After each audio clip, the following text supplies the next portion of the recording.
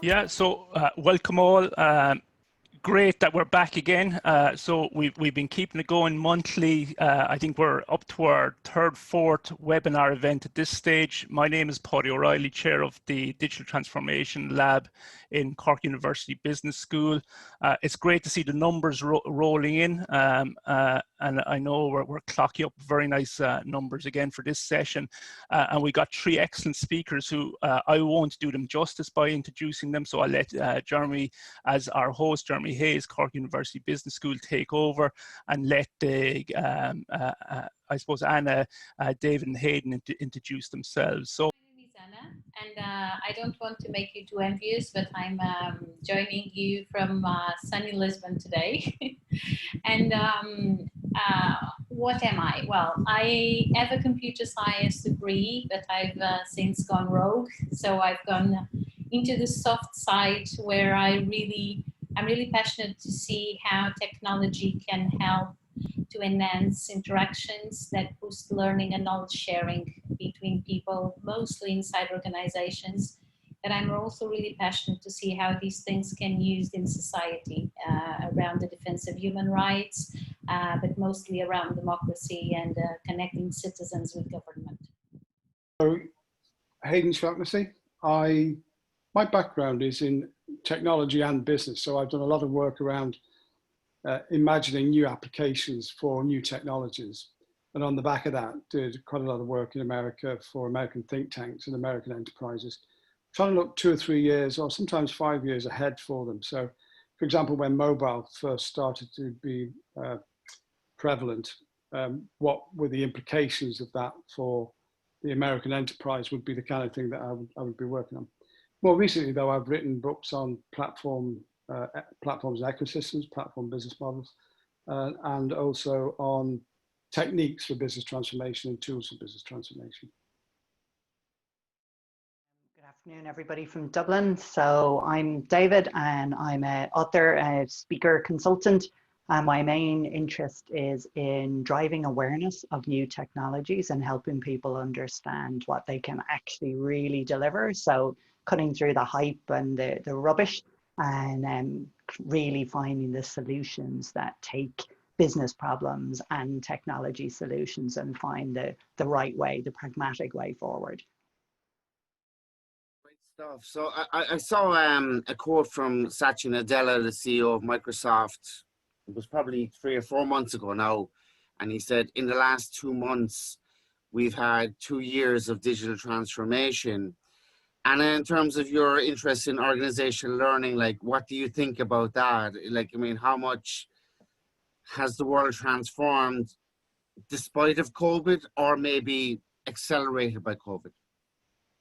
Yeah, I would say that at this stage, it's mostly because of COVID. I think what this pandemic has put upon us, upon organizations, is this need to make things work when working remotely. And I always thought that was possible. I've been working from my home for 9 years now, so I know it's perfectly okay. Actually, the last few months, certainly when the kids were still at school, was almost everything but home working, to be honest, because it was a bit of chaos.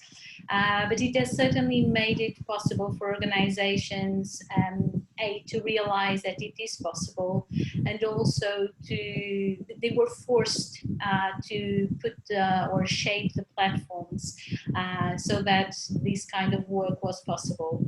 So I think it's not a given that things will stay this way when the pandemic is over and the home working thing is required. But I certainly think that the tools will be in place, and many people and many organizations would have tasted the benefits of having their people work from home. It's not just positives, there's negatives as well, but they've seen it is possible, and I think that's a big plus. I suppose, David, I mean, I guess, like, you've written recently about kind of the future of retail. Like, retail has been transformed by this pandemic. So kind of like, can you speak a little bit about that? Yeah, so I mean, little did I know. So the first week in March, I published my last book, and it was called When Humans Stop Shopping. And literally 2 weeks later, humans had stopped shopping. So it wasn't what I intended. I can't claim I saw it all coming, but it was. I think the main point is around that acceleration now, that we expected things to change. People were slowly changing their habits, migrating more and more online, and then suddenly it's all gone online for a lot of industries. So it's a question now of who can cope, who can adapt the best. And I think there's a lot of good talk and a lot of good intention around digital transformation and that, but the proof now is in who's flexible enough to actually adapt to the situation, who can put in place the systems to solidify the kind of emergency measures that they've had to impose in the last few months, and who can actually now adapt and turn that into a business operation going forward and manage the consumer experience and say, we've been through very difficult times, but how do we actually look for those positive consumer trends that are going to start to emerge and prepare business to be ready, not just to survive, because at the moment everyone's in survival mode, and we need to actually push through that and get to an actual more efficient operational mode than people are in right now. Kind of a platform and ecosystem point of view, like where do you see this trend heading? I don't really see that platform and ecosystem model having a particular impact on what's happening around COVID. But just to add to what's been said, I think that most companies have accelerated some decision making, but they haven't accelerated any decision making around the complexity that they've created for themselves over the last 40 years. So I think by and large, most companies are in as much trouble today as they were 6 months ago, 9 months ago. And I think there is a critical moment coming up where this kind of designed complexity is going to trip a lot of companies up. A few aspects relating to that. One of them is I do believe that because we're so connected nowadays, that this network effect has made that the virus has spread a lot quicker than it would have been a few years ago. But I also believe that the network will be the answer. So because it's the fact that we're connected, that we have created our networks and some good connections, and we do have tools to support these interactivity and interactions, that we will be able to together solve this problem around the pandemic. And that is down to the community spirit that you mentioned, and the fact that people are now more used to work collectively across boundaries, be they geographical or racial or in terms of areas. I think there's another thing that, and picking up on something that David mentioned, although he was obviously talking about the systems as in terms of the market, I do feel that we now have the tools, and the organizations are certainly better prepared now than they were in the beginning of the year with the tools. However, I do miss the culture and the right behaviors to make these things work, and the skills are not there yet. Leaders still need to learn how to lead and manage people in this kind of context. Networks and communities will be crucial and are crucial, but leaders need to know how to operate. We do need network leaders or digital leaders, or however you want to call them, people who are capable to embrace the power of the network, not the network in the sense of the tools, but of how people connect with each other. And leaders need to know how to deal with that and embrace that as an opportunity. Well, difficult to comment on these things if we're only commenting on the COVID context. I think that network effects are grossly exaggerated. I think that they're very rare and they tend to happen in communications platforms more than anything else.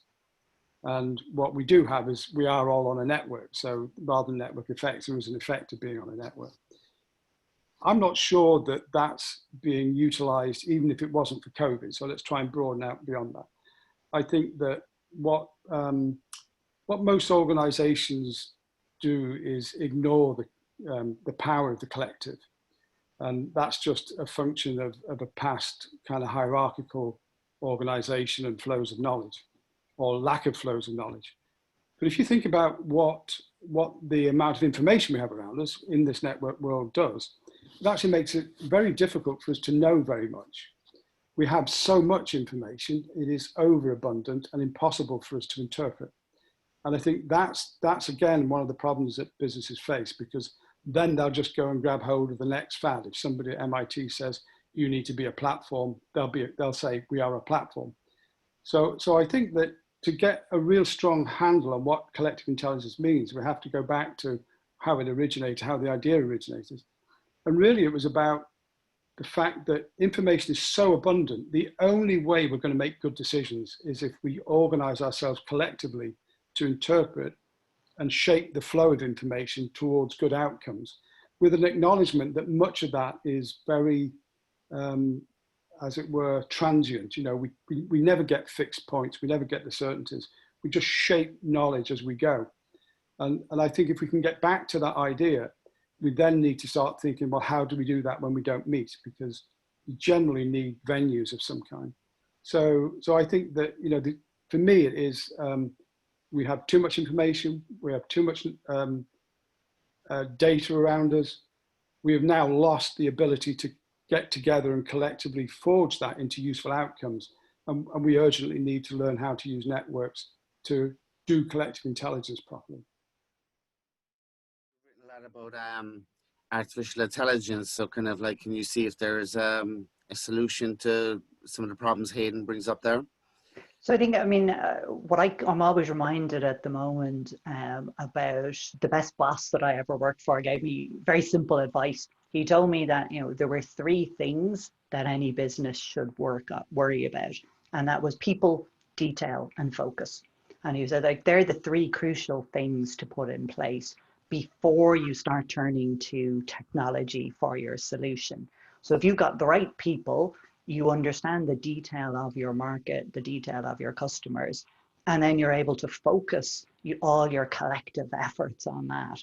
That is what you're going to need before you then say what tools are available. I mean, even though, yeah, I write a lot about AI and lecture on the topic, I always caution people and say, you know, AI is not a destination. You don't just say, oh, we need AI. You have to say, we have a problem that we believe can be solved by applying these technologies in our context for a specific purpose.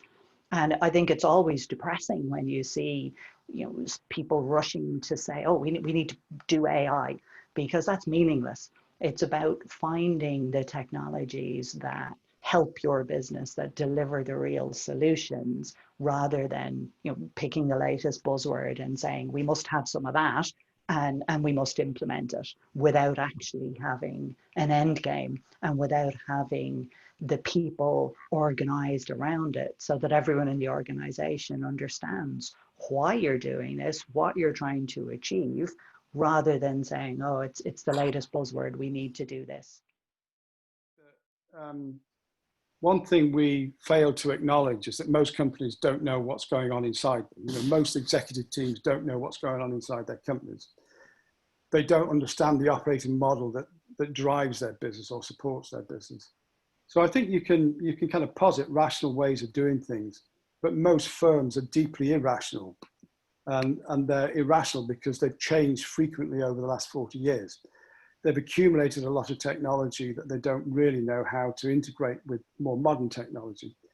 So that's why I think you need to be thinking of things like, well, that's why we wrote transformation sprints. You know, we think, for example, that you have to simplify internal systems very, very quickly. Most companies, for example, one of the questions that came around before is, what does it take to become a platform company? Most companies don't stand a chance. The best that they can do is simplify and get simplification programs in place so they can actually function efficiently. As an example, we reckon in most companies we go into, there's at least 25, 30% wasted projects on the portfolio. And you'll see that time and time again. So simple message is most executive teams don't know what's going on in the side of their business. They don't understand how it functions. Is there some sort of solution to kind of the problems that Haydn is talking about?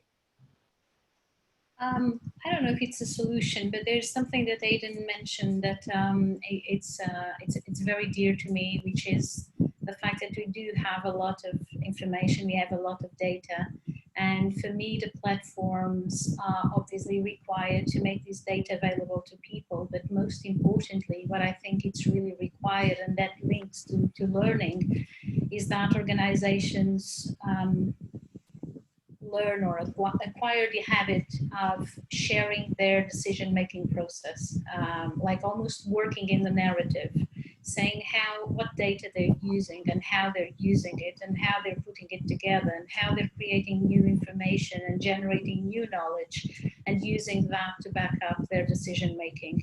Because the data will be there, and it will be accessible.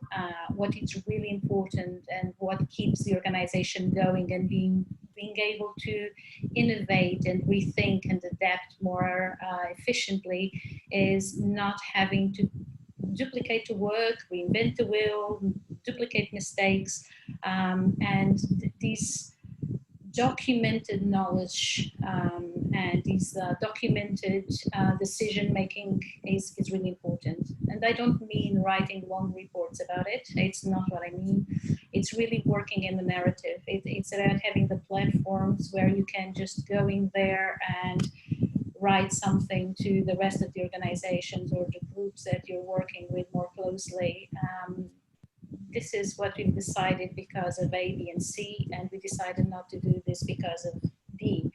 And this is just, if nothing else, it gives someone in a year's time a reference and who to go to get more information about that decision. And this is how you start to build a network. And this is a new way of working as well. And that's where what I mentioned earlier about having leaders that are open to this scrutiny, open to this transparent way of working, but also very much open to this engaging way of working. And there aren't many leaders like that at the moment. Because the other thing is, when you're sharing this decision, this process out loud and sharing that with the rest of the people you're working with, you're actually also making it possible for people to come to you and say, did you consider this? I've worked in another organization, or I've tried something different and it worked or it didn't work. So you really start to use the wisdom of the crowd in a way that you probably did not anticipate, and without making it a burden or a very structured process, which sometimes hinders more than helps. Any tips to ensure those wasted projects don't get onto the portfolio in the first place? So maybe that's one for Haydn, I think. Yeah, I think that most of those projects, well, there's a number of reasons why those projects get there. Some are just pet projects. And you sometimes CEOs just launching projects without any kind of evaluation. So there are those reasons. But I think that also the whole lean startup movement has done a lot of damage to companies because it's told them that they need to start a lot of projects, but it hasn't really told them how to sift them out and how to get rid of those that don't belong on the portfolio wall. So I think that what we're lacking at the moment is some kind of a method, and I think that in Flow we have this method, that sits between old-fashioned R&D, which used to be, if you remember, not sure about permanent TSB, but organizations like Philips would employ philosophers and sociologists and anthropologists, and they would constantly be looking at how society is evolving and what's the relationship between people and technologies, what new needs are emerging. And they would kind of pace that back from a 7-year horizon to a 3-year horizon to an 18-month horizon. And then you're into product development. But today companies are launching projects on the back of an ideation campaign. And so you might have 20 or 30 projects that you're trying to make them work when they don't belong. In between there is a new value discovery methodology, I think, that good companies use. And I think that the kind of companies I'm thinking of would be Amazon and Netflix, where they have very, very complex segmentations of their market. So they understand the long tail, they understand the detail of what's going on in those markets and don't treat it as one. In doing that, and just as an example, Netflix's taste communities, it has 1,300 taste communities that it regards as its market. What it then does, and what companies like Amazon does, is say, it's not only that we need to start innovating for those segments and see if those segments scale out, but we need to do our UX design and our CX design for those segments, because there's no longer a mass market. So the segmentation starts to drive your product portfolio, and it starts to drive how you interact with customers and the kind of technology designs you take on. There are very, very few companies doing that, but that's the way forward. Any kind of recommendations in terms of digital leadership then, in terms of the challenges that Anna and Haydn have raised? So I think a lot of it comes down to awareness. So I think companies aren't necessarily making reasonable decisions. They're not aware of what's going on in their marketplace. They're not aware of what's going on in the broader space. They're not aware of what technology can and can't deliver. And as Haydn says, you know, they hold some kind of internal idea generation campaign and say, oh, great, we've got 30 ideas. You have to focus. You have to say, what can we do? What can we actually get value from and deliver on reasonably? How do we look? I think one of the things that people are very slow to do now is partner. You know, companies tend to keep to themselves too much. They're not, I don't know whether it's down to an ego thing where they actually just won't look outside to find people who are good at complementary things and make those alliances so that they can grow more than they can achieve on their own.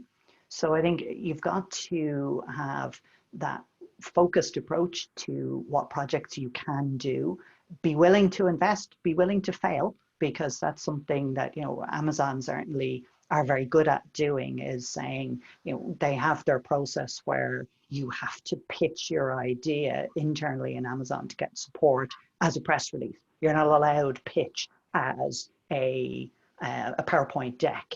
If you're holding a meeting in Amazon, there has to be a spare empty chair to represent the customer at every meeting. They leave a chair spare to remind you who you're actually focusing on. So I think it's that process of saying, you know, are we picking the right projects? Are we picking the right partners? Are we always remembering the consumer? And have we actually looked at what's going on in the world? I mean, probably one of the biggest challenges that I've seen in most businesses is they're so obsessed about the detail of operational challenges. How are they going to, you know, get to Monday's management report, rather than actually taking the time to say, are we preparing ourselves for the competition that's coming? Are we ready for the future?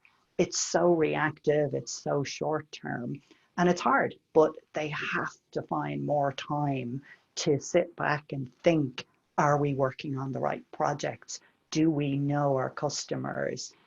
The number of businesses that I've seen where they've just made such fundamental mistakes. You know, they've done a lot of the hard work. You know, they've moved online, they've bought or built a platform, but then, you know, they don't offer any delivery options quicker than a week, or they have a return policy that's just out of kilter with the market. So it's that balance between how do we innovate without actually messing up the basics. A lot of the open innovation work has come from open source software, which was kind of a little bit more focused, and you can kind of like do this thing, whereas kind of like, you know, kind of looking for the bigger, you know, kind of problems might be a bigger thing. Well, I think when Procter & Gamble started open innovation, going back to about 2001 now, they were very focused. They would say things like, we want a cold water enzyme that will allow people to wash white clothes at 40 degrees. Who's going to give it to us? So I think that at that stage, it was really companies that had a very clear idea of where the next competitive advantage lay. Who knows quite how it's gone in the bizarre direction that it's gone now. But already in 2010, I remember running one of these ideation platform programs, and there were 1,500 ideas. And it literally took months to tell 1,496 people no. And that's the kind of mess that people got into. And I think it is going back to things like lean startup, you know, this whole idea of fail fast, fail cheap, really small projects and grow them. Yes, those are great things. They sort of replicate what a startup might do, but 95% of startups fail. So why would you base your enterprise methodology on something with a 95% failure rate? And just a question that's come in there in the chat is some people have said, what is your definition of an ecosystem or a platform? So maybe starting with you, Haydn, first, and then reverting back to the other panelists. Sure. So I think of a platform as being the enablers of a certain type of business activity. So it might be things like the ingest system for apps. So how do I get apps into my platform? And that's partly a technology thing and partly a policy thing. So if you look at something like the App Store and the Android stores, they're very much about trying to do that without detailed individual legal contracts. It was all done under terms and conditions.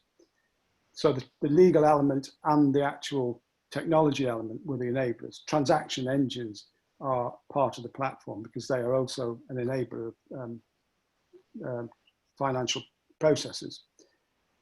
I tend to think of the ecosystem as being somewhat accidental to the platform. Other people would argue that the platform, the ecosystem is these two sides of the market. So the driver and the passenger in a Uber context, or the host and a renter in Airbnb. But I think if you look at something like Airbnb, what happened very quickly once a few billion were thrown at Airbnb and it started to rise in this meteoric way that it did, there then began to be things like a number of letting management software vendors that were targeted solely at people who were doing Airbnb and enabled those people to expand their Airbnb enterprises. There was key handling services being run out of India to keep the costs down. There were conferences being run, training programs for Airbnb. None of that was run by Airbnb. None of that touched the Airbnb platform either. So that's the big difference, I think. If you've got a platform and you've got the right enablers in place, you're only halfway there. Somehow you need to encourage this other set of people, these other communities, that there's something in it for them. That's your ecosystem. I actually read that question and I think it's a really good one because when I was looking at the title for this conversation and the expertise that the three of us are bringing into the conversation, I immediately noticed as a different take on what platform is, because when I'm talking about platforms, and I totally get what Haydn is saying and I totally agree with it, that within my context of work and the work I do on a daily basis, the platform that I talk about are the collaboration and communication platforms that you will see in organizations. So things like SharePoint, Office 365, or Workplace, or Jive, or Connections, something like that. And it really fascinates me how they can really enable the way people work. So the idea of platform and as an enabler is present in both definitions, but the context and what we're talking about is really different. Right, David?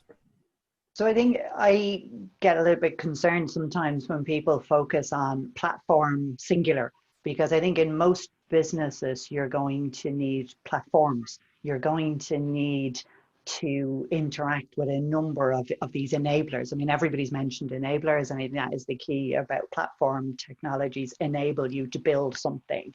But in most cases, a business needs a number of them. So you need a payment platform. So you need a MasterCard or a Visa or a PayPal or a Stripe. You need a delivery platform if you're in the online sales business. So you need your logistics partners. And I think it's around combining a number of platforms in a coherent way and hopefully a differentiated way is how you can build an actual business. So it's putting together those platforms is a key part, I think, of building your own platform. It's made up of other components. And we mentioned Amazon as a great innovator already.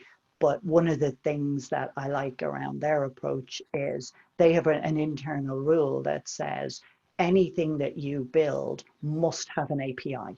So they don't allow any communication within their business that isn't via an API. So you have to be able to communicate programmatically and efficiently across their platforms so that the businesses are modular and you can take the particular services that you need. So I think that notion of services to build your platform is crucial. And then the ecosystem for me is where you broaden that out and you enable other people to come and plug into your platform and build that wider ecosystem, which, as Haydn says, can actually then go on to be self-sustaining without actually linking back to the original platform. It can build these extra little businesses that are related to, but no longer actually directly dependent on the originating, the host platform. The question is about how they can appropriate the knowledge, or how they can. Yes, across, you know, kind of when it's so distributed. Yeah. That is one of the biggest struggles at the moment, and I just put on a comment on the chat that, and picking up on what David was saying, that on a study that I carried out recently, 83% of the organizations are using a mix of tools just for collaboration and communication. So imagine the rest. So I'm totally with David when he says that there's not one platform, there's loads. And the fact that organizations are increasingly looking at different tools to make this communication and knowledge sharing available is also creating that problem of how can you get hold of the knowledge when you need it. And that's why I was early saying that for me, sharing knowledge is very rarely about documenting everything in a very structured way, because it's very hard then to find that knowledge and find that information when you need it. It's very often about making your work visible, not in the sense that look at how good I am, but more in the sense that this is what I'm working on. Because people, you'll then start to create a profile and a recognition within your networks, and then this applies within the organization or within other sort of networks and communities. So you start to build your own profile, and people will know about you and that you are a person who works around X and Y. So when they need information, and if they're struggling to find the data and information and knowledge they need, they don't necessarily need to know what tool and platform to go to. They will probably just find a way of getting in touch with you and ask. And I do not think that's a bad thing. I think that's actually a very positive thing, because if someone comes to me, yes, the person may interrupt my work, but I will be able to give that person a lot more knowledge than the person will get from finding the document or the data or the report. I can give something which is very key, which is context. And that is, I think, the core of knowledge, and that's what really makes it different from the information and data that is so available nowadays. One of the core skills now going forward is being able to manage those multiple sources in a coherent way, making sure that you have all the right sources. So not assuming that because you have a number of sources that they're the correct sources. So can you actually evaluate the quality of that data? Is it a quantity versus quality question? Have you the right sources? Have you the right tools then to actually manipulate and manage that data, extract the value from it, and make sure you're doing it in a compliant way, so you're respecting your privacy obligations, and that it's a difficult operational challenge for business. But rather than shy away from it, I think we need to acknowledge it's a requirement now to be able to manage those sources effectively. And how you do that is going to be a differentiator for businesses. Can you gather the right sources? Can you then extract what you need from them, merge the data into meaningful and useful tools going forward. Well, I've two comments on it. I think first of all, when you see how companies address their data strategies, they tend to build very big ones. So their data policy or data strategy will become a big data normalization problem, and that can run for 3 or 4 years. So we've tended to find that companies, when they approach these issues, it becomes yet another instance of kind of big project design. And you don't need to do that. Some of the most effective data projects are really small ones, because in the end, what you want is insight, not data. And you have as much data as you want. But if it doesn't give you an insight with a market advantage, no point. There's certainly no point waiting 3 or 4 years for data normalization. So I think that's one thing. I think in China, what you see now is that these platforms, particularly Alibaba and Tencent, are really data-driven organizations in a way which no Western company is. And what they've been able to do is to integrate all areas of business. I actually think it's a trend, and I think that the trend is emerging in Europe, perhaps more so than in the United States, actually, just thinking about relative competitive advantages. But if you look at what Alibaba's doing right now, it's trying to integrate all the retail outlets in all the major cities of China into its platform. And what it's doing is offering them a business operating system, so an operating model for local retail. And the reason it's doing that is that then a lot of what it has in terms of data about what's coming out of primary production in China, out of the farms all over China, or out of different manufacturing organizations, it can sort of interpret what people are buying on the street, as well as what people are buying on its own platform. And it can help to optimize the overall economic system, as you might expect in a socialist state. But it's really important because what it does, it allows you to optimize a lot of your logistics in real time. It enables you to do much better route planning. It enables you to do much better timing of harvesting of fresh goods. And it allows you to make sure that the product is where the customers are going to be. So I think what we're seeing at one end is a fantastic end-to-end integrated service, which is all the way from where does something originate to where does it get consumed, all on one platform. I guess as we're coming towards the end of the session, maybe just back to David first, and just give your thoughts about what the big trends are going to be in terms of platforms, business models, and ecosystems in the next, I was going to say 10 years, but no, probably should say like 6 months. So I think, yeah, even 6 months feels a lot, doesn't it? I think the trends, as we've said, it's going to be the acceleration of what was already happening. So the move online, if you're not able to understand your customers and serve them online, you're in real trouble. Even if you're a small local business, you still need to be able to take that advantage and use it online. I think in terms of business models and that, I really would encourage people to consider the business models that they have critically and say, are they right? Are there new business models that they should be considering? You know, is it the move to subscription? So there's so many opportunities there where people never really considered subscription. They always thought that was something that you had for, you know, back in the days of magazines. But now, you know, you can subscribe to anything and everything. And it's a really, your accountants will love it as an approach. So I think there's a lot of businesses who need to consider that offer of subscriptions, and you know, the move to secondhand is something we could spend hours talking about as well. The circular economy, people being much more aware of the social and environmental impact of what they do. So I think businesses need to be juggling all of those challenges to be ready for the future.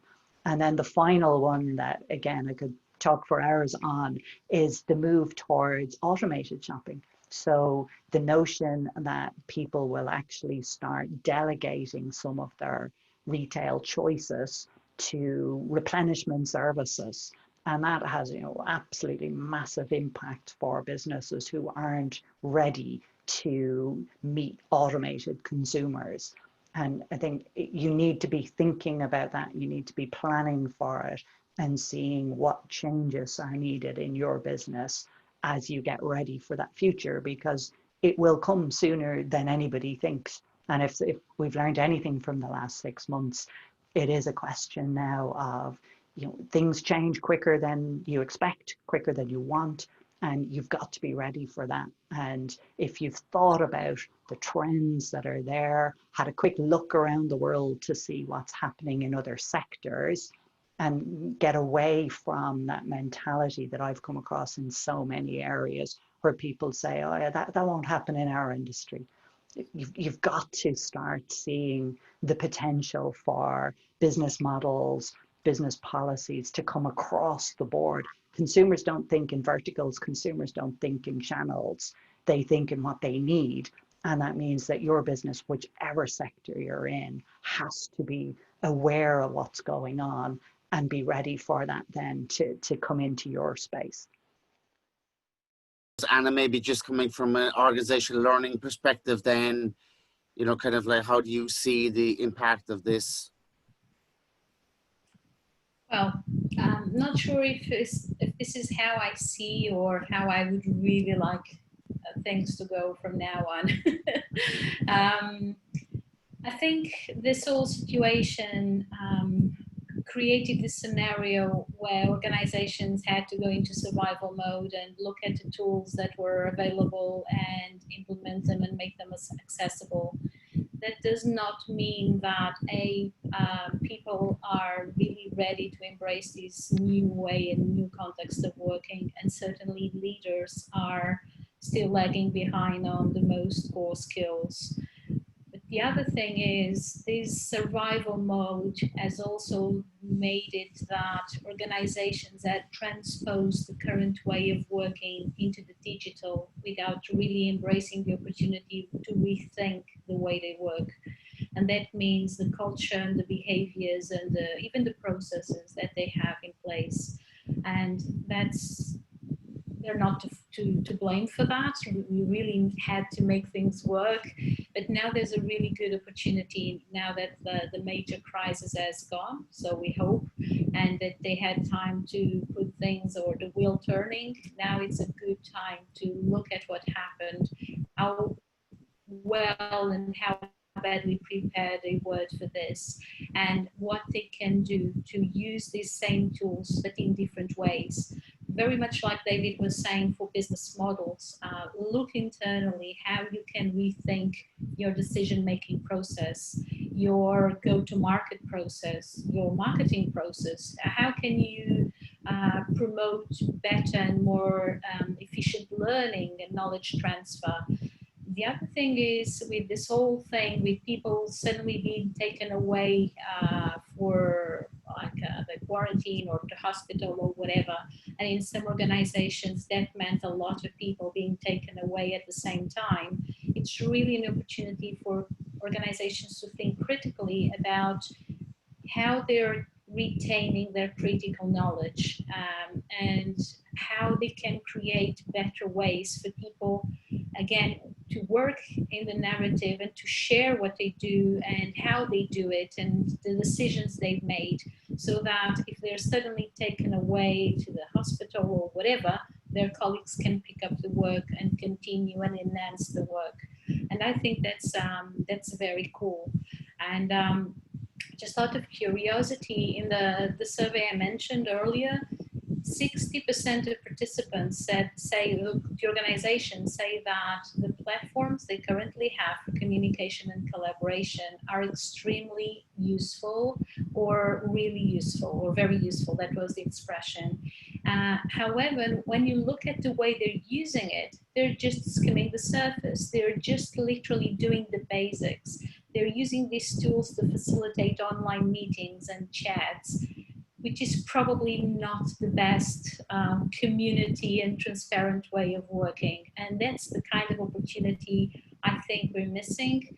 And there's also another role for these platforms to help organizations, which is to bring people together and make sure that they are still engaged with the organization and with each other, even when working from home. I think that's the same with platforms. I think people are sort of saying, look, I quack, can I be a duck? And so suddenly you're a platform, and the thing is, business has already moved beyond platforms. The platform and ecosystem model is already old. We were writing about that in 2005, 2006. What's now happening is that companies are integrating services across a whole chain of value.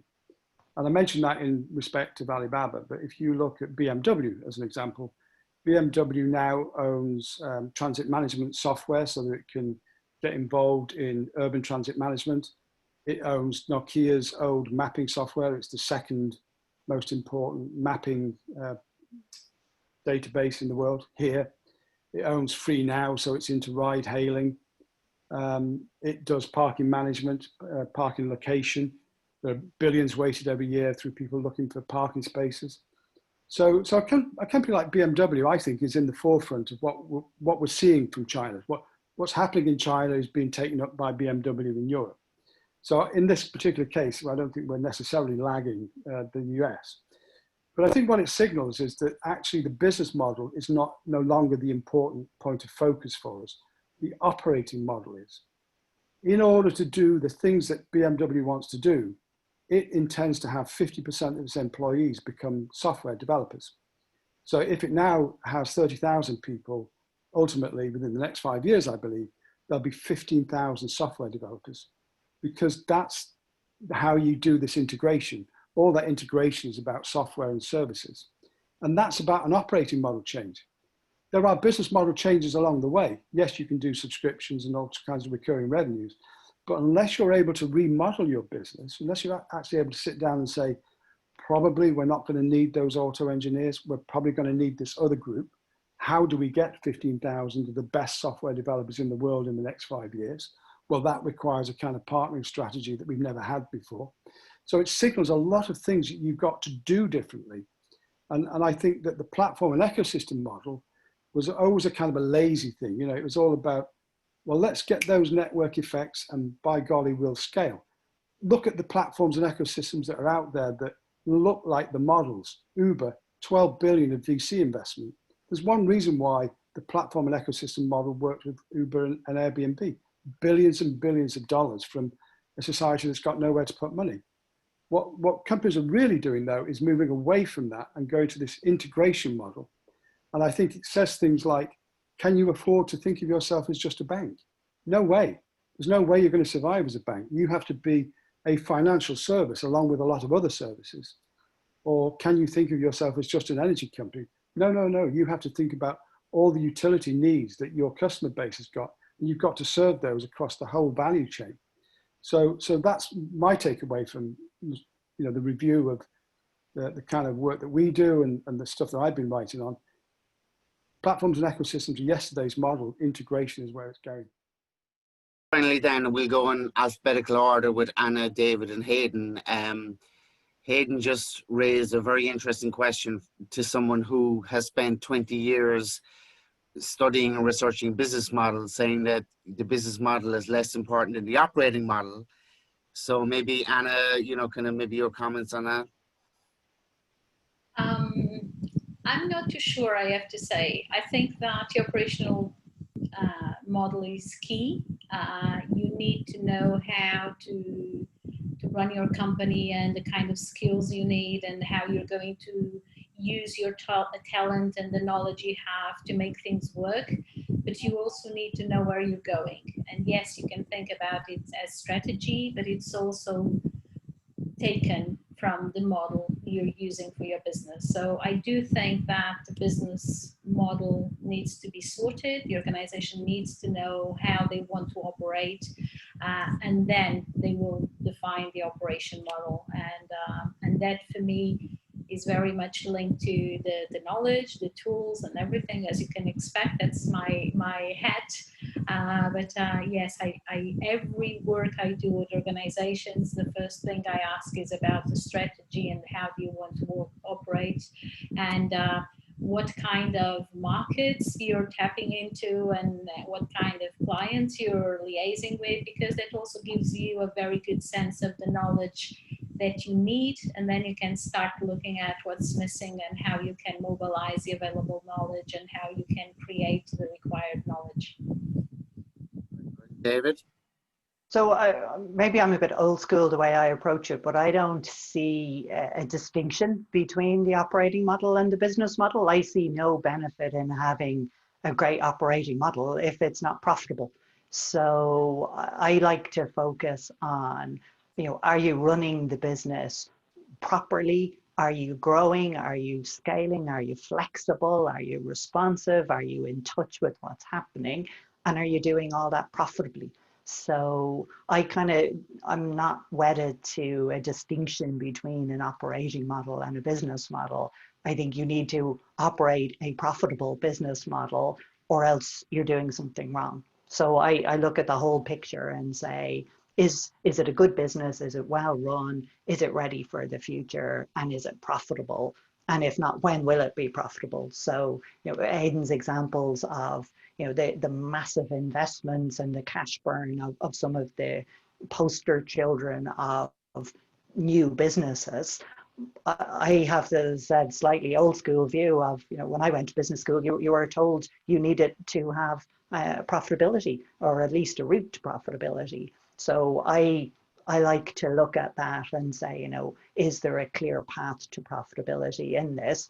And is it something we can then sustain because our operating model is efficient and has vision and has a management who are ready to experiment and are putting their money into the right projects? Would you like to sum up on that question? Well, I now I've forgotten what the question is, but I can say a few things about, I think, take a company like, well, first of all, of course you have to make money. The reason most companies aren't doing a great deal of the integration that I talked about is because they're technologically not capable of doing it. And the reason a lot of companies waste a lot of money or waste a lot of resources is because of technological complexity that's grown over time. We've been told there are solutions to this, it's big data or it's platforms and ecosystems. I just want to illustrate the illusion of the platform model. Apple was the poster child before Uber and before Airbnb. And let's remember, Uber is $12 billion worth of investment. But Apple has never made more than 7% of its revenues from its app store. So what was the model for this new platform and ecosystem business only ever accounted for maximum 7%. Last year, Apple had secured 35% of the global wearables market, and that market doubled in that year. So in a market that's growing 100% a year, Apple owns 35% of it. It's not a platform. It's an incredibly good hardware company that has incredible software services. And most of those software services are going to be around things like health. So again, a little example. We do a lot, medicine does a lot to try and diagnose us in different ways through machinery, through blood tests, through colonoscopies and these types of things. But what South Korean doctors have found is that anybody who's got particular kinds of cancers is likely to have an elevated heart rate, an elevated resting heart rate.